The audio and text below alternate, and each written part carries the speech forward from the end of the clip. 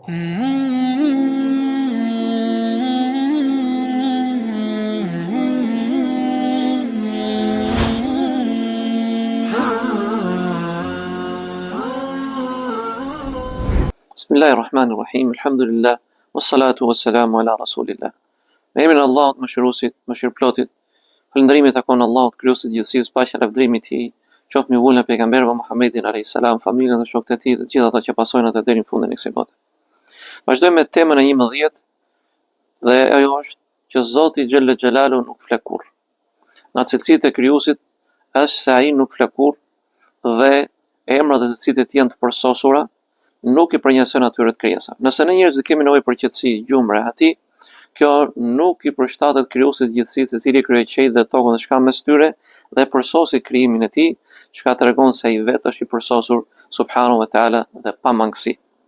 Allah thot në Kur'anin Kerim në ajetin Kursi, në surën Bakara, Allahu la ilaha illa huwa al-hayyul qayyum la ta'khudhuhu sinatun wala nawm.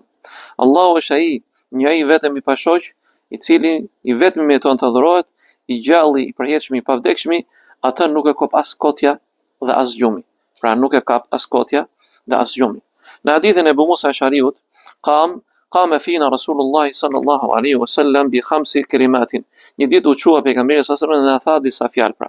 La inna Allah subhanahu wa ta'ala la yanamu wa la yanbaghi lahu an yanam. Allahu i lartësuar nuk fle dhe nuk e takon atij të fle. Yakhfidu qista wa yarfa'u, i shton peshoret e veprave të mira dhe i ul ato, ose i pakson ato dhe i ul ato. Yurfa ilayhi amalu al-layli qabla amali an-nahar, paraqitet ose ngrihet tek ai puna e natës para punëve dhe veprave të ditës. Wa amalu an-nahari qabla amali al-layl, dhe puna e ditës para punës natës. Hijabu nur, mbulesa e tij është dritë, shkëlqim. Law kashafahu la haraqat subahat wajhihi man taha ilayhi basaruhu min khalqi.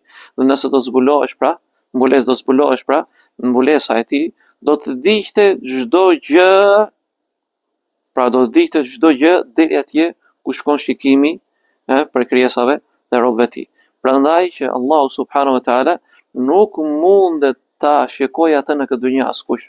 Nëse do të zbuloj drita e tij, mbulesa e tij, subhanahu wa taala, ajo do të dikte çka ka mes qiellit dhe tokës, do të shfaroste diçka.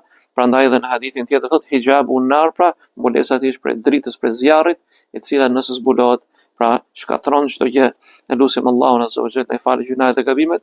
Kjo është për atyre cilësive që dërgon njohshmërinë e krijuesit, madhështinë e tij, përsosmërinë e tij subhanahu wa taala. Ta'ala Allahu amma yushrikun, i pasur është Allahu nga të mjetat ato që i përshkruajnë.